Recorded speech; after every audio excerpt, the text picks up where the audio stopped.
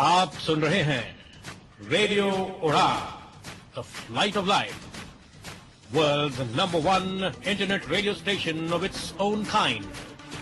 सुनते रहिए और एंजॉय कीजिए रेडियो उड़ान।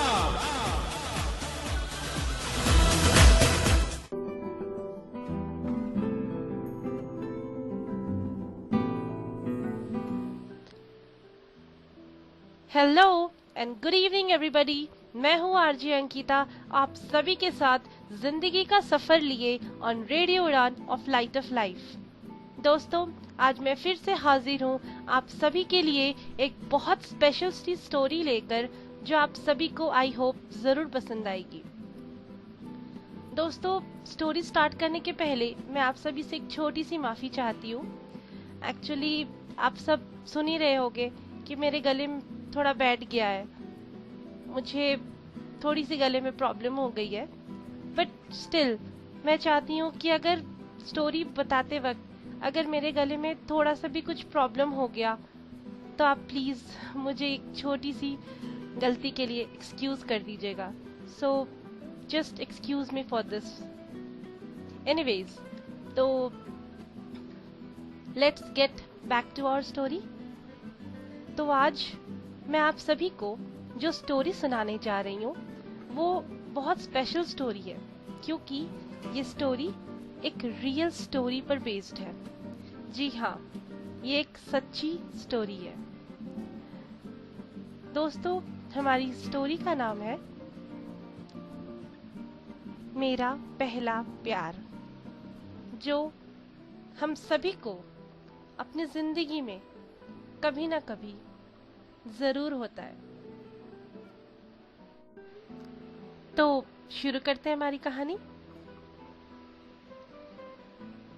आज सोमवार का दिन है ना? हाँ, सोमवार का दिन ही तो है आज।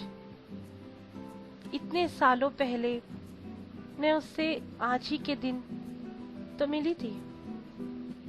सब कुछ याद है मुझे, क्या पहना था मैंने, वो टाइम, वो वक्त, सब कुछ याद है मुझे। और आज भी मैं उस दिन के बारे में सोचती हूँ तो मेरे चेहरे पे न जाने क्यों एक मुस्कुराहट सी आ जाती है। हाँ, क्यों नहीं आएगी। पहली बार तो उसने मुझे कुछ अलग फील करवाया था, बहुत खास, जिसने मुझे इतना खास फील करवाया था। मैं वो दिन, वो वक्त, वो मोमेंट कैसे भूल सकती हूँ। मुझे आज भी याद है, सर्दी की दोपहर थी वो, और मैं अपनी यूनिवर्सिटी से लौट रही थी। मेरे स्कूटी में पेट्रोल भी खत्म हो गया था उस दिन, और मैं बहुत परेशान थी कि पेट्रोल पंप अभी खुला होगा या नहीं, मुझे पेट्रोल मिलेगी या नहीं। मैं बहुत बहुत परेशान थी उस दिन। लेकिन इतने परेशानी में भी मैं किसी ऐसे इंसान से मिल जाऊंगी, ऐसा इंसान जो मेरी जिंदगी का रुख बदलने वाला था उस दिन। हाँ, मेरी जिंदगी का रुख बदलने वाला था वो दिन, वो इंसान। मैं अपनी यूनिवर्सिटी से लौट रही थी अपने स्कूटी को धक्का देते हुए, क्योंकि मेरे स्कूटी में पेट्रोल खत्म हो गया था। लेकिन अचानक से उस इंसान ने मेरा रास्ता इतना हक से रोका। एक अनजान इंसान ने मुझ पे कुछ अलग ही हक जमा दिया था उस दिन, और मेरा रास्ता रोक के उसने कहा, मैं आपसे दोस्ती करना चाहता हूँ। दोस्ती? ये बात सुनकर मानो कि मेरी हंसी छूट गई थी उस वक्त। वैसे भी मैं छोटे शहर से थी, सहारनपुर से थी मैं, और वैसे भी छोटे शहरों की ये कहानियां हैं। अक्सर ये कंजर्वेटिवनेस, रिस्ट्रिक्शंस, लड़के लड़कियों की दोस्ती पर गॉसिप्स हर घर में होती है छोटे शहरों पे ये। और वैसे मैं छोटे शहर से थी, लेकिन मेरे फैमिली में इतना कंजर्वेटिवनेस नहीं था, बट फिर भी उनके ट्रेडिशंस, कल्चर सब कहीं ना कहीं यही कहते थे कि एक लड़के से दोस्ती नो, बिल्कुल नहीं।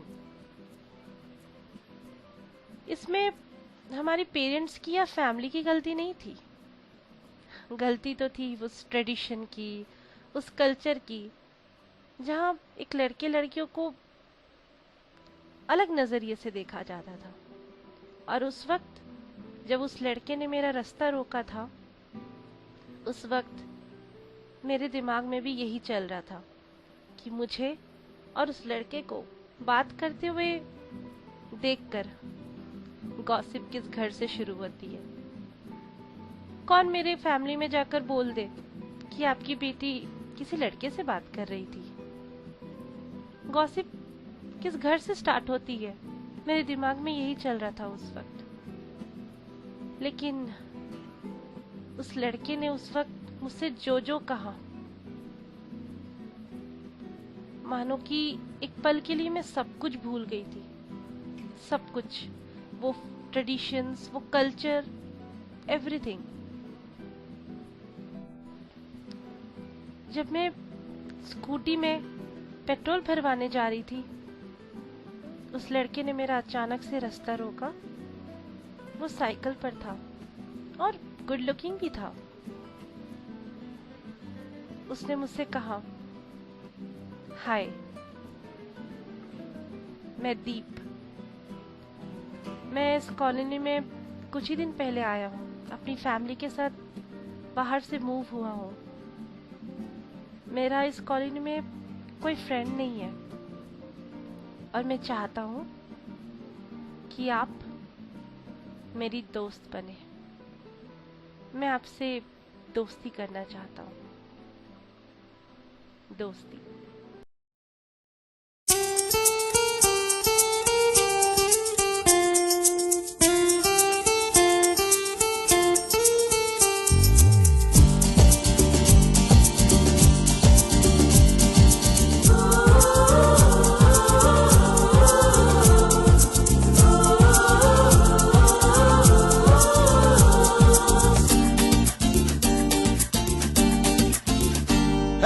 कह दो कि तुम मेरे दिल में रहोगे, कह दो कि तुम मुझसे दोस्ती करोगे, कह दो कि तुम मेरे दिल में रहोगे, कह दो कि तुम मुझसे दोस्ती करोगे। देखूंगी, सोचूंगी, कल परसों कुछ कहूंगी। कह दो कि तुम मेरे दिल में रहोगे, कह दो कि तुम मुझसे दोस्ती करोगे। देखूंगी, सोचूंगी, कल परसों कुछ कहूंगी।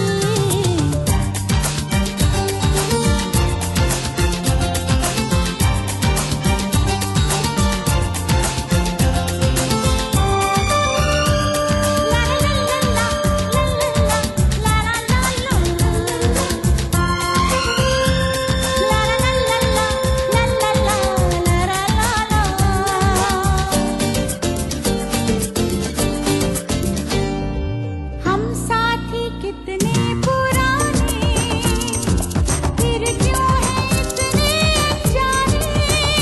हे हे हे हे हे हे हे। हम साथी कितने पुराने, फिर क्यों है इतने अनजाने। क्या रंग लाए न जाने, बचपन के ये दास्ताने।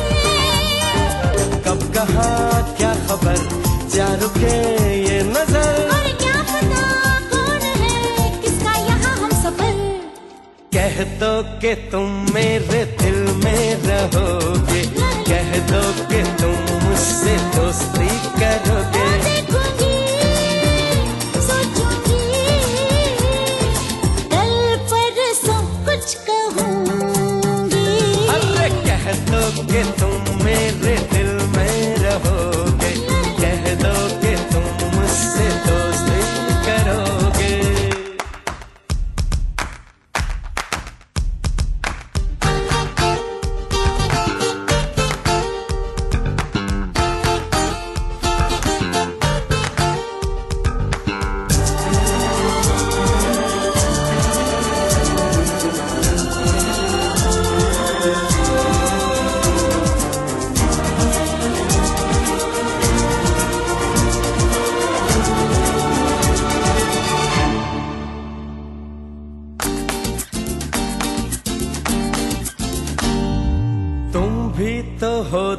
दोस्त मेरी, तुम तो मेरा साथ दे दो। ला ला ला ला ला ला ला ला ला। तुम भी तो हो दोस्त मेरी, तुम तो मेरा साथ दे दो। अपनी सहेली का मेरे हाथों में तुम हाथ दे दो।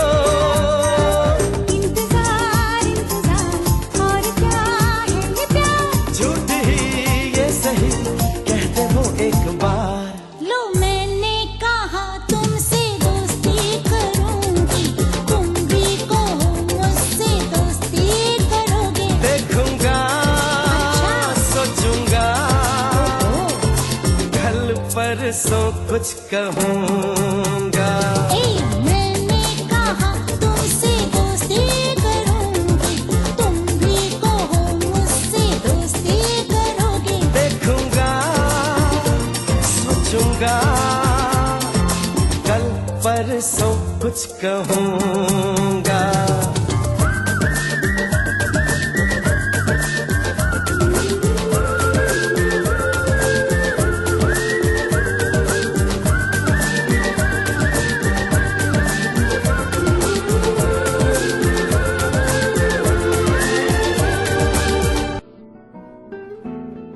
वेलकम बैक दोस्तों।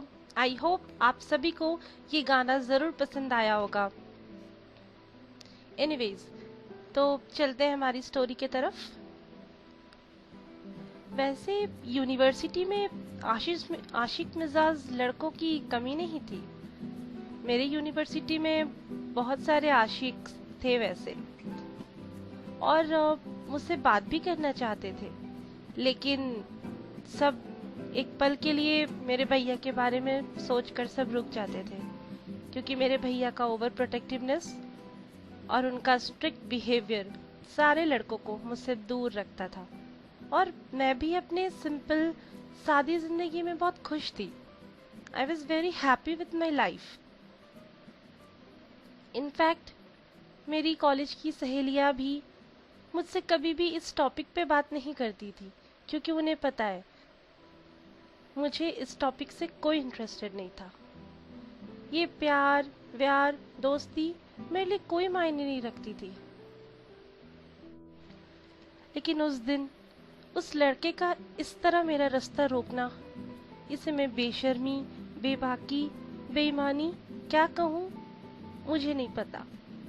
लेकिन उसने जिस तरह भी मेरा रास्ता रोका, जिस हक से मेरा रास्ता रोका उसने, मुझे नहीं पता था कि उस एक दोस्ती के ऑफर ने मेरा जिंदगी का रुख बदलने वाला है। मेरी जिंदगी की सब कुछ बदलने वाला था वो आवाज। मैं आपसे दोस्ती करना चाहता हूँ।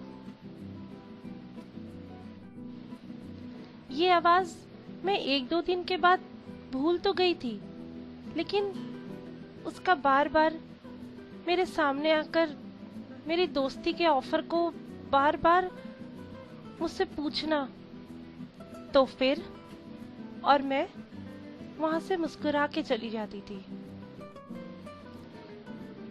उसकी ये दोस्ती के ऑफर के बारे में मैंने अपने घर में किसी से बताया नहीं था। हाँ, लेकिन मैंने अपनी छोटी बहन को ये बात के बारे में जिक्र जरूर किया था। मैंने पूछा था उससे कि उस दिन वो लड़का मुझे एक अजब नजरों से क्यों देख रहा था। क्या मैं सुंदर लग रही थी उस दिन? हाँ, शायद मैं उस दिन सुंदर लग रही थी, क्योंकि मैंने एक छोटी सी पिंक कलर की बिंदी लगाई हुई थी। वैसे मुझे सिंपल रहना बहुत पसंद है, लेकिन उस दिन मैंने एक बिंदी लगाई थी। शायद इस वजह से क्या मैं सुंदर लग रही थी?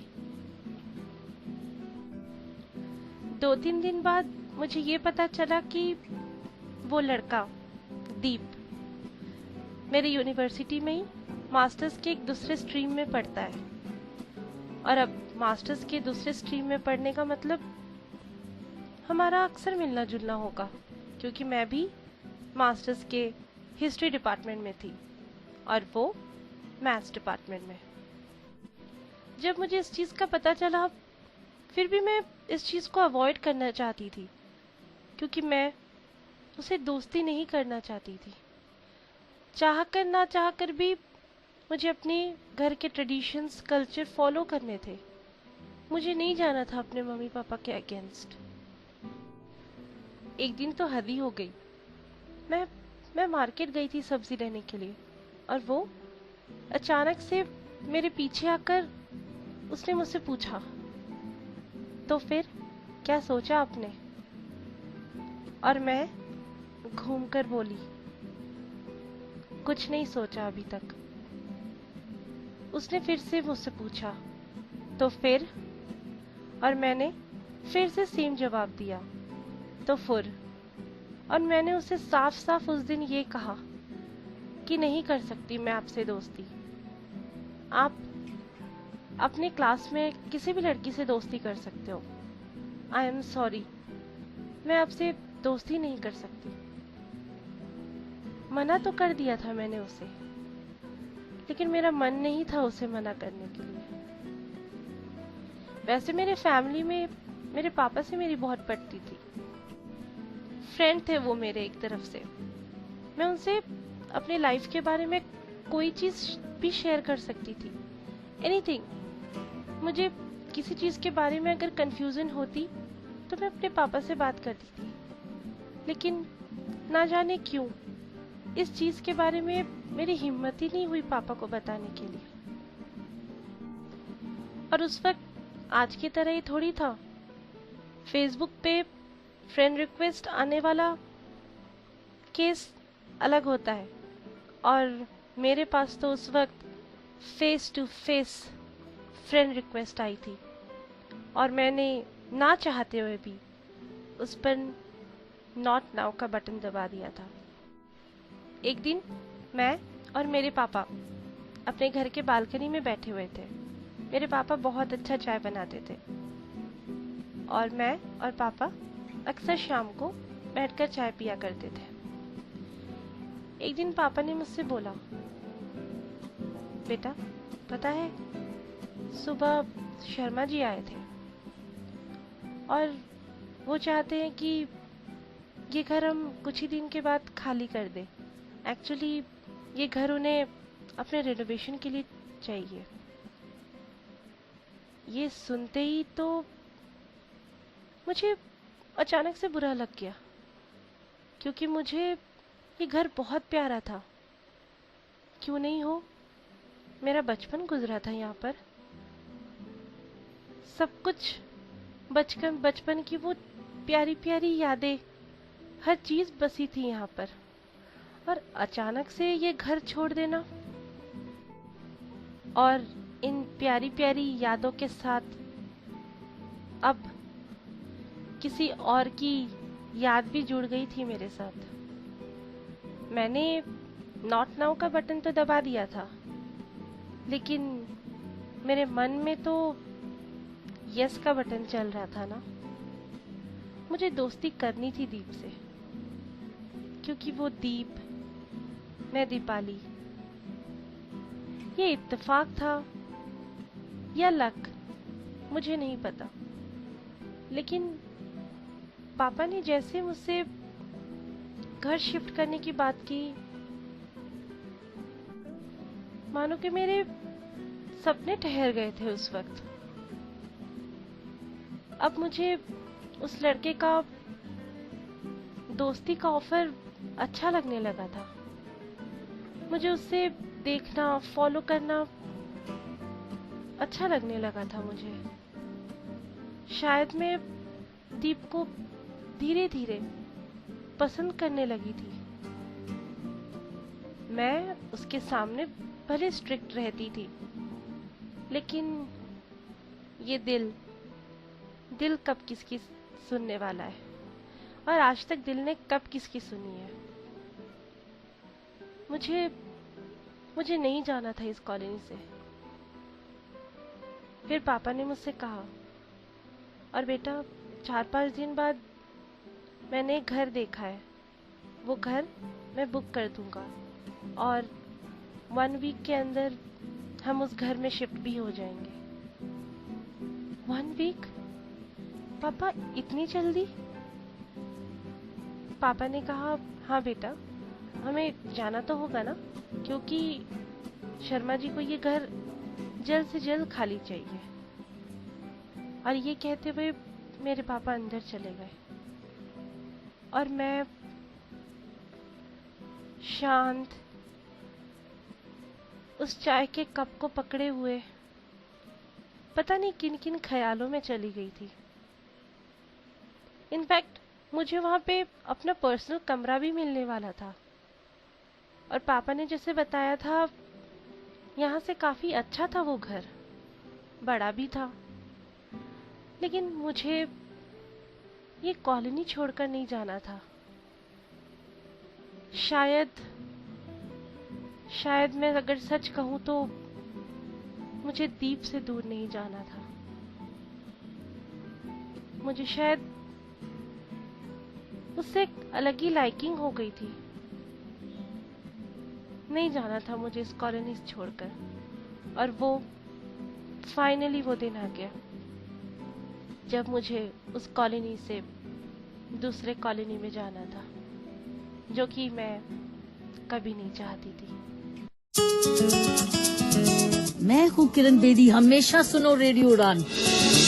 आज ही अपने मोबाइल फोन पर ऐप स्टोर या फिर प्ले स्टोर से डाउनलोड कीजिए रेडियो उड़ान का ऑफिशियल ऐप या फिर लॉग इन कीजिए www.radioudan.com। सुनते रहिए रेडियो उड़ान, अ फ्लाइट ऑफ लाइफ। कहाँ से आ रही हो? बड़ी खुश लग रही हो।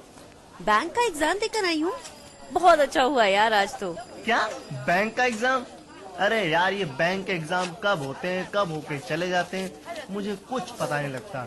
कोई ऐसी सर्विस होनी चाहिए जो मेरे फोन पर डायरेक्ट मुझे जॉब और एग्जाम अलर्ट्स दे सके।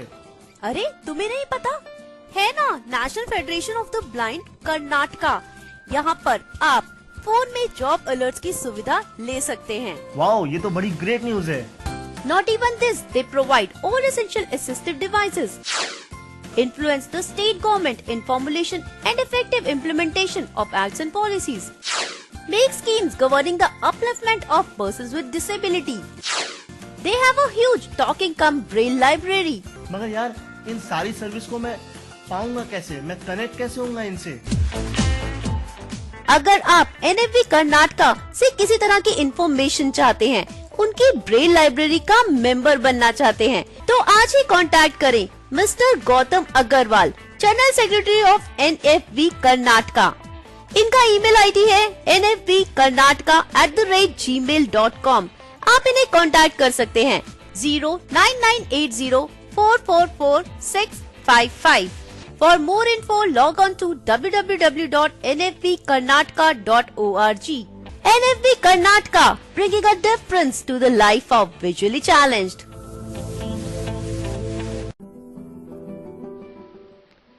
मैं अपने नई कॉलोनी में थी। अब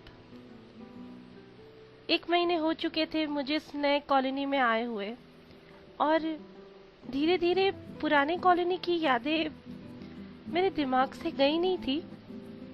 कहीं ना कहीं मेरे दिल में वो थी, लेकिन धीरे धीरे इस नए कॉलोनी के साथ मैं मिक्सअप होते जा रही थी। धीरे धीरे इस कॉलोनी में भी मेरे नए फ्रेंड्स बन रहे थे, और मेरी एक बहुत बेस्ट फ्रेंड बन चुकी थी इस वक्त, रश्मि। हम दोनों साथ कॉलेज जाते, और लकीली वो भी वही यूनिवर्सिटी में पढ़ती थी जिस यूनिवर्सिटी में मैं पढ़ती थी। हम दोनों की बहुत गहरी दोस्ती हो गई थी। सब कुछ नॉर्मल हो गया था। एक दिन संडे के दोपहर हम सब बैठकर लूडो खेल रहे थे, मैं, मम्मी, पापा और मेरे भैया। हम सब अपनी छोटी बहन को मिस कर रहे थे। वो अपने ट्यूशन्स के लिए गई थी, और हम चारों लूडो खेल रहे थे।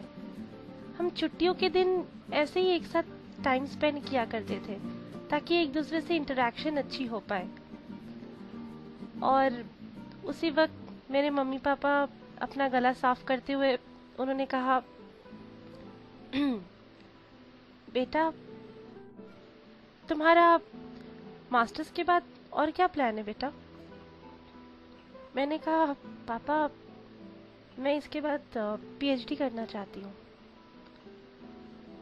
और मम्मी ने कहा कि बेटा अब तुम्हारी शादी की एज हो रही है, तो हमें किसी ने तुम्हारे बारे में प्रपोजल दिया है, अगर तुम चाहो तो क्या हम बात कर कर देखें? मम्मी थोड़ा हिचकिचाते हुए कहा। मम्मी पापा मेरी शादी इतनी जल्दी नहीं करवाना चाहते थे, सब कुछ मेरी मर्जी से होना था, लेकिन फिर भी वो मेरे पेरेंट्स थे, मेरी चिंता थी उन्हें, इसलिए उन्होंने मुझसे डायरेक्ट ये सवाल पूछा।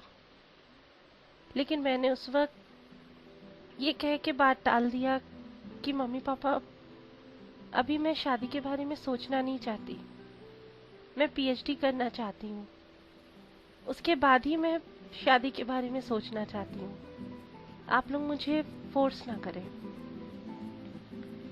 ये कहकर उस शादी के बात को मैंने तो टाल दिया, लेकिन पापा मम्मी के मन में कहीं ना कहीं ये बात थी कि मैं अभी शायद नादान हूँ, इस बात को समझ नहीं रही हूँ। लेकिन वो चाहते थे कि मैं मास्टर्स के बाद शादी कर लूँ। उसी वक्त मेरे घर के डोरबेल बजी और मेरे पापा दरवाजा खोलने के लिए गए। मैं भी दौड़ते हुए बालकनी में गई देखने के लिए कि इस वक्त कौन आया होगा। मैं जैसे ही बालकनी पहुंची और मैंने नीचे देखा, मैं देखते ही बिल्कुल शांत हो गई, बिल्कुल शांत। नीचे दीप खड़ा था अपनी साइकिल लिए। मैंने सोचा ये फिर से यहाँ, इसे मेरे घर का पता कैसे चला? मैंने सोचा ये दीप मेरे घर में क्या कर रहा है? इसे कैसे पता चला कि मैं यहाँ रह रही हूँ? ये सब मैं सोच ही रही थी, तब तक दीप मेरे हॉल तक पहुंच चुका था। पापा ने उसे कहा, बैठो बेटा। और मैं भी हॉल में गई। पापा ने मुझसे कहा, बेटा जाओ दीप के लिए पानी लेकर आओ। मैं किचन से दीप के लिए पानी लेकर आई और मैंने टेबल पर पानी रख दिया। दीप देख तो मेरे पापा को रहा था, लेकिन अपनी नजरों से मुझे देखना चाहता था। मैं समझ चुकी थी और मैं वहीं पर खड़ी थी। मैं वहां से जाना चाहती थी, लेकिन नहीं जा पाई। दीप ने पापा से कहा, अंकल मेरे पापा इस कॉलोनी के नए प्रेसिडेंट बने हैं, तो वो चाहते हैं कि यहाँ के प्रीवियस जो भी इलेक्ट्रिसिटी के बिल्स हैं उन तक वो पहुंचा सके आप। दीप की आवाज में एक हिचकिचाहट थी। मेरे पापा ने कहा, हाँ बेटा श्योर, मैं तुम्हें सारे बिल्स बाद में दे दूंगा, अभी मैं कुछ इम्पोर्टेंट इलेक्ट्रिसिटी के बिल्स का डिटेल तुम्हें एक चिट पर लिख के दे देता हूँ, तुम वो ले जाओ। और ये कहते हुए पापा अंदर चले गए। मैं और दीप उस हॉल में बिल्कुल अकेले थे। ना चाहते हुए भी मेरी और दीप की नजरें टकरा गई और मैं और दीप कुछ देर एक दूसरे को देखते रह गए।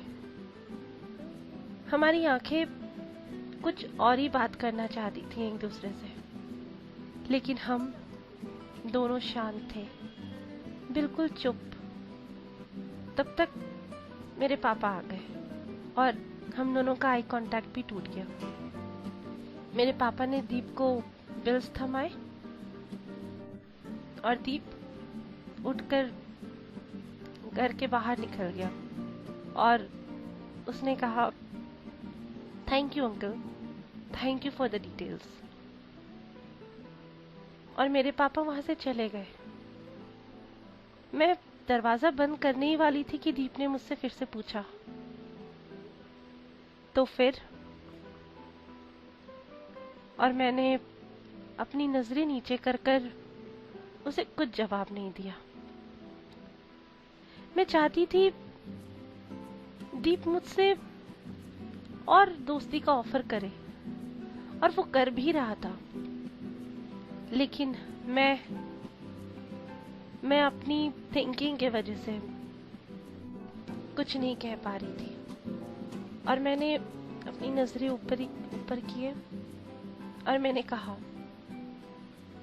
आई एम सॉरी, मैं दोस्ती नहीं कर सकती। दीप ने मुझसे कहा, दीपाली, मैं यहाँ कोई बिल डिटेल्स के लिए नहीं आया था। मेरे पापा कोई इस कॉलोनी के प्रेसिडेंट नहीं है। मैं तो किसी और को देखने आया था यहाँ, और वो शायद तुम हो। उस दिन मैं बहुत गुमसुम थी, बहुत कंफ्यूज थी कि क्यों ना चाहते हुए मैं दीप के बारे में सोचती हूँ। क्यों सोचती हूँ मैं दीप के बारे में इतना? क्यों मुझे दीप के हर बात से फर्क पड़ने लगा था? क्यों चाहती थी कि मैं जब भी यूनिवर्सिटी जाऊं दीप को देखूं? क्यों मुझे उसकी बातें, उसकी हर हरकत पसंद आने लगी थी मुझे? कहीं मुझे दीप से प्यार तो नहीं हो गया था ना? नहीं दीपाली, तो ये क्या सोच रही है? मैंने उस दिन अपने आप को बहुत कोसा कि मुझे समझ में क्यों नहीं आ रहा है कि मुझे हुआ क्या है। मैं क्यों सोच रही हूँ दीप के बारे में इतना? कौन है वो? ना मैंने उससे दोस्ती की है, ना वो मेरा एक अच्छा फ्रेंड है।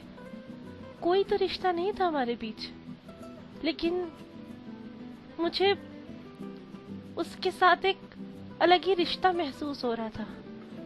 ऐसा लग रहा था कि उसके साथ मेरी कोई अलग ही कनेक्शन है।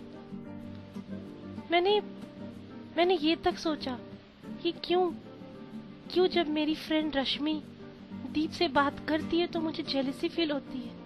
मैं तो किसी से भी जेलस नहीं होती हूँ ना, तो क्यों जब उस दिन दीप मेरे यहाँ आया था मुझे एक अलग सी फीलिंग हो गई थी।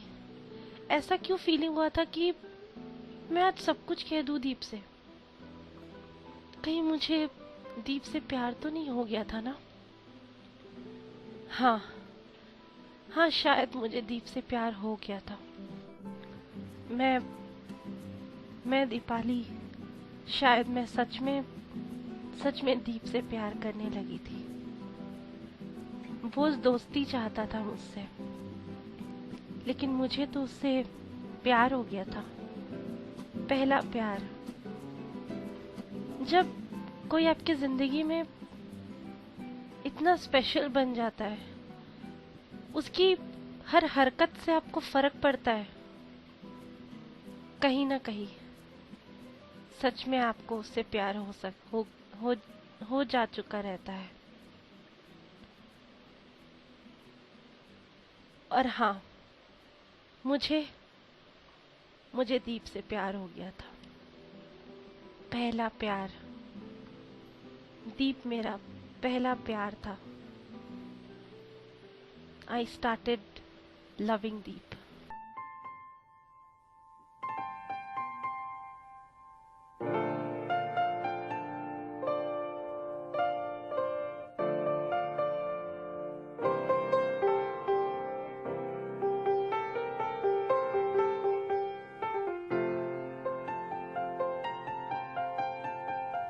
चाहे तुम कुछ ना कहो, मैंने सुन लिया के साथी प्यार का मुझे चुन लिया, मैंने सुन लिया।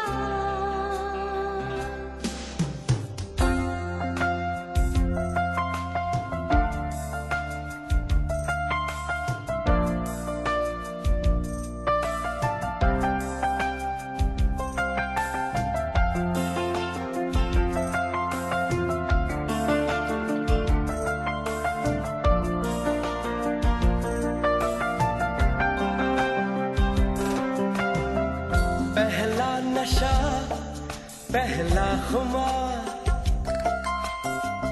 नया प्यार है नया इंतजार, कर लूं मैं क्या अपना हाल, ऐ दिले बेकरार, मेरे दिले बेकरार, तू ही बता। पहला नशा पहला खुमार,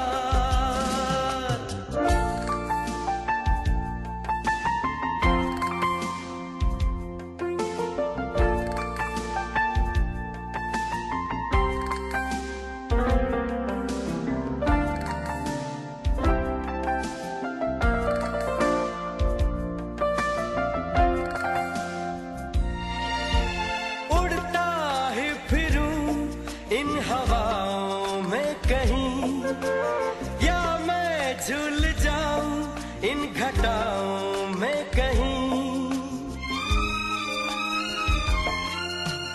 उड़ता ही फिरूं इन हवाओं में कहीं, या मैं झूल जाऊं इन घटाओं में कहीं, एक कर दूं आसमां और ज़मीन,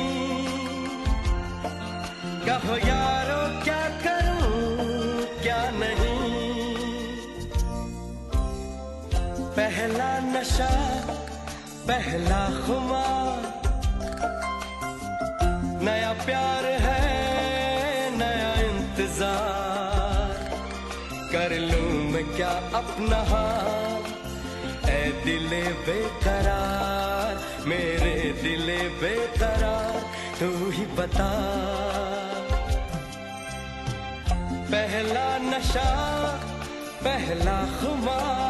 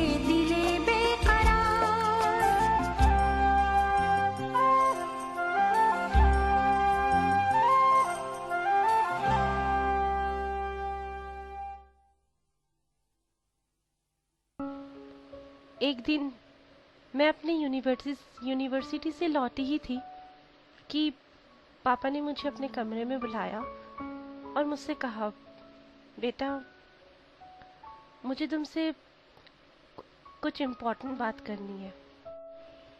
मैंने कहा, हाँ पापा कहिए, क्या बात करनी है आपको। पापा ने कहा, बेटा तुम्हें याद है उस दिन मैंने और तुम्हारी माँ ने तुमसे तुम्हारी शादी के बारे में बात की थी और तुमने उस बात को टाल दिया था। लेकिन बेटा,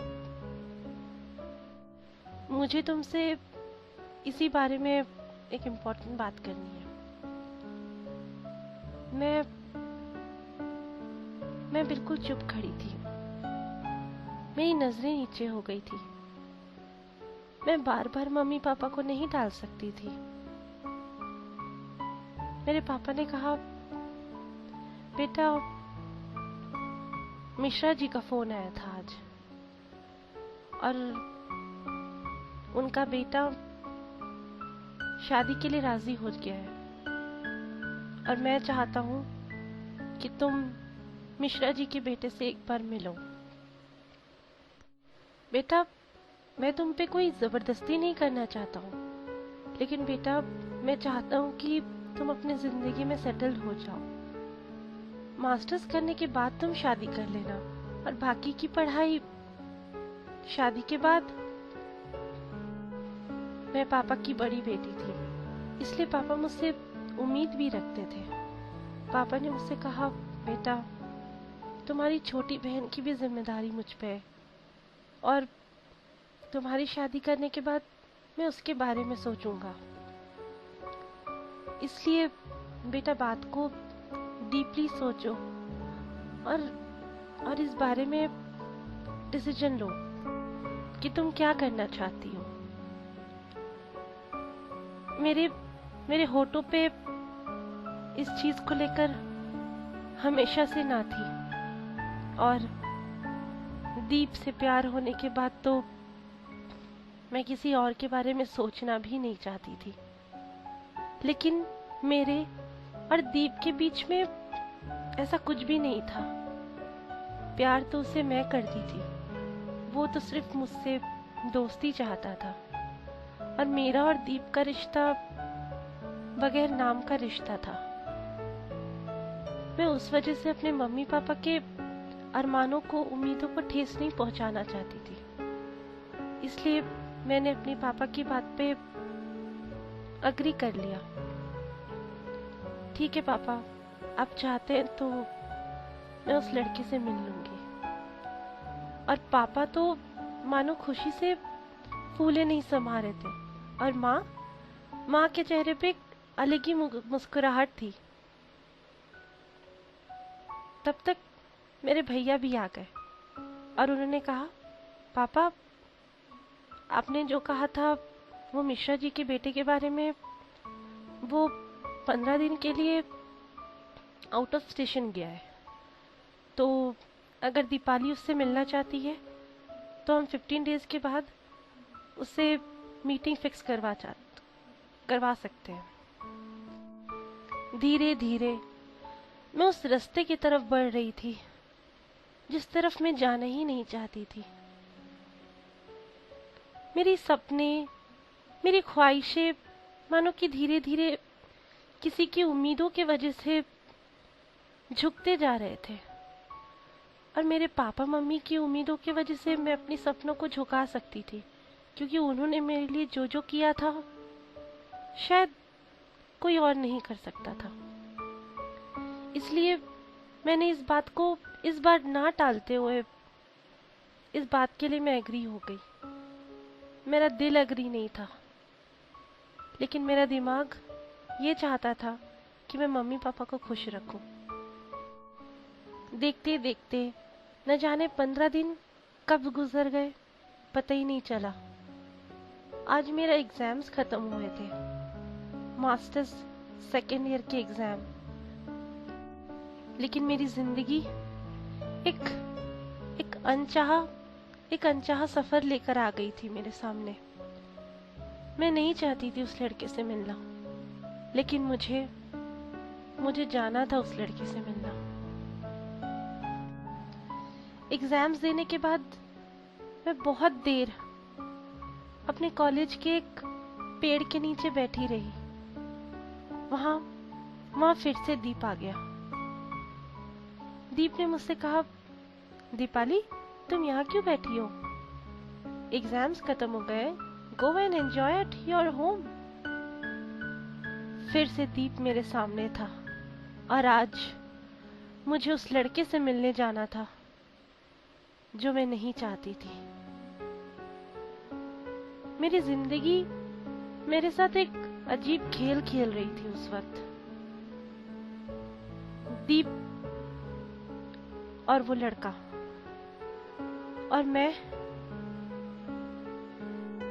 डिसाइड ही नहीं कर पा रही थी कि मुझे क्या डिसीजन लेना चाहिए, कैसा डिसीजन लेने से मेरी जिंदगी के लिए वो वाइज होगा, वो सही होगा। मैंने कुछ नहीं कहा दीप से। मैंने कहा दीप कुछ नहीं, बस ऐसे ही बैठी थी। ओके, चलती हूँ, बाय। मैं अपने घर आ गई, लेकिन मेरे दिल में बहुत चोट पहुंच रही थी। बहुत दुख हो रहा था मुझे अपने सपनों को इस तरह ठोकर मारते हुए। लेकिन मेरे लिए मेरे मम्मी पापा की सपना बहुत मायने रखता था। मैं ना चाहते हुए भी अनमने ढंग से रेस्टोरेंट पहुंच गई। वहां वही लड़का आने वाला था जिससे मम्मी पापा चाहते थे मैं मिलूं। थोड़ी देर बाद वो लड़का भी आ गया। गुड लुकिंग था वो भी, बहुत अच्छा पर्सनालिटी था उसका, अच्छे घर से भी लग रहा था। कोई कमी नहीं थी उस लड़के में। वो आया और मेरे सामने बैठ गया। उसने कहा, हाय दीपाली, आई एम कुणाल, और आज मैं और तुम यहाँ अपनी शादी के बात करने के लिए बैठे हैं। सो बी फेयर और सही डिसीजन लेना। कोई दबाव, कोई जबरदस्ती की बात नहीं है दीपाली। तुम्हें अगर ठीक लगे तो ही तुम इस रिश्ते के लिए ओके करना। वो बहुत अच्छा लड़का था, बहुत अच्छे से पेश आ रहा था वो मेरे साथ। लेकिन अभी भी मेरे दिल में तो एक ही नाम लिखा हुआ था, दीप, जिसे मैं चाह कर भी नहीं भुलाना चाहती थी और ना मैं भुला सकती थी। कुणाल ने कॉफी ऑर्डर किया और धीरे धीरे मेरे बारे में पूछने लगा। कुणाल ही ज्यादा बात कर रहा था। मैं तो शांत बैठी थी, बिल्कुल गुमसुम।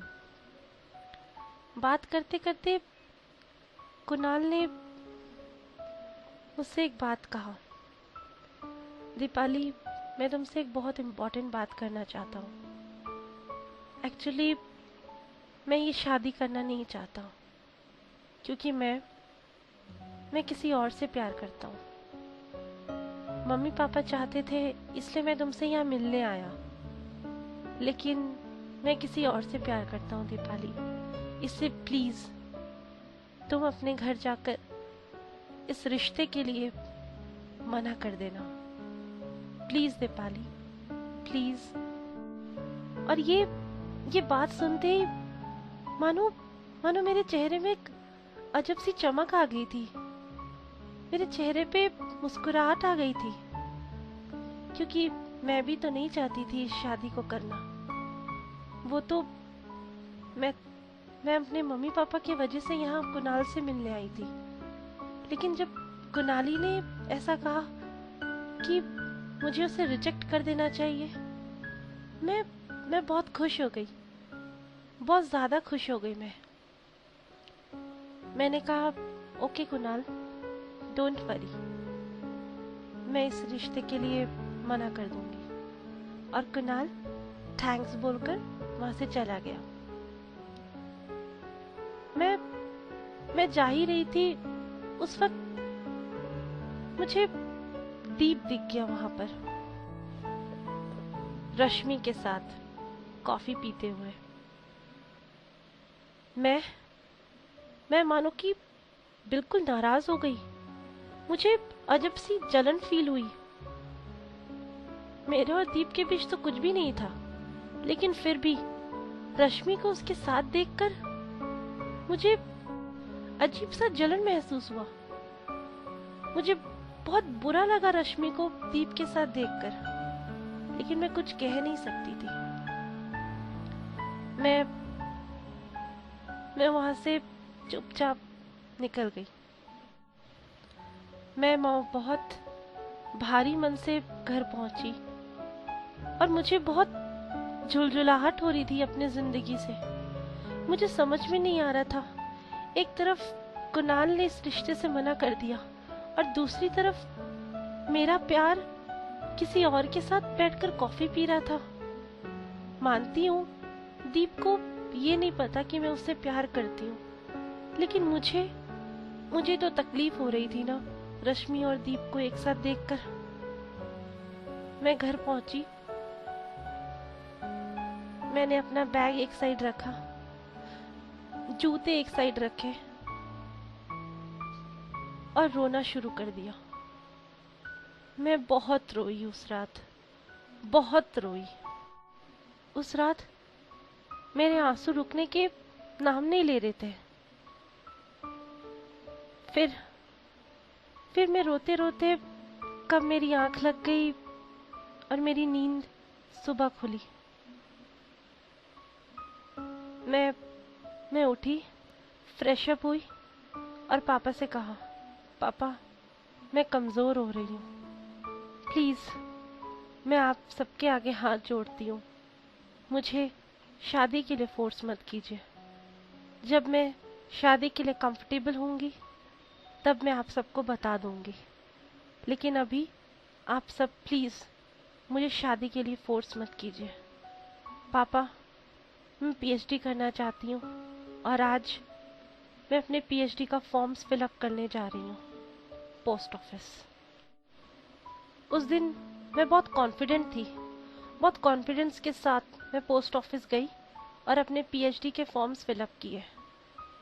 वापस आते वक्त मुझे रास्ते में रश्मि मिली। उसने मुझसे हक किया और कहा, पता है तुझे दीपाली, कल मैं और दीप कॉफी शॉप गए थे और मुझे बहुत अच्छा लगा दीप से बात कर कर। दीप और मेरे बीच बहुत अच्छी फ्रेंडशिप हो गई है, पता है तुझे। ये बात सुनते ही मानो कि मुझे ऐसा फील हुआ कि रश्मि से मैं अभी दोस्ती तोड़ दूं, लेकिन मैं ऐसा कर नहीं सकती थी क्योंकि रश्मि मेरी बेस्ट फ्रेंड थी। उसे नहीं पता था कि मैं दीप से प्यार करती थी।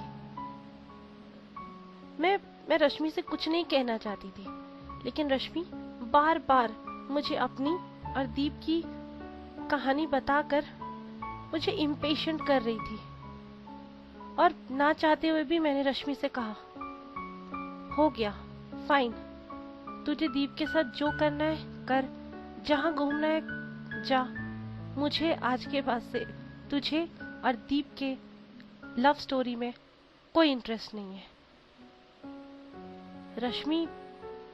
रश्मि बहुत गुस्से से देख रही थी मुझे, ऐसा लग रहा था कि वो मुझे खा जाएगी। रश्मि ने मुझसे गुस्से से कहा, दीपाली मेरे और दीप के बीच कुछ ऐसा नहीं है, लव स्टोरी या कोई और स्टोरी कुछ भी नहीं है हमारे बीच। मैं और दीप हम बस बहुत अच्छे फ्रेंड्स हैं, समझी तू। और दीपाली आज तूने मुझे ऐसा बोलकर बहुत हर्ट किया। I am going. मैं अचानक से अपने इस रूड बिहेवियर के से बाहर आई और मैंने कहा, रश्मि मेरी बात तो सुन। लेकिन रश्मि जा चुकी थी। मैं नहीं चाहती थी रश्मि से ये सब कहना। और जब मैं पीछे मुड़ी तो मैंने देखा दीप भी वहां खड़ा था। मानो कि सारी दुनिया मेरी दुश्मन बन चुकी थी उस वक्त। दीप भी वहां गुस्से से चला गया वहां से। मैं बहुत अपसेट थी उस दिन। मुझे समझ में नहीं आ रहा था कि मैंने ऐसा क्यों कहा रश्मि से।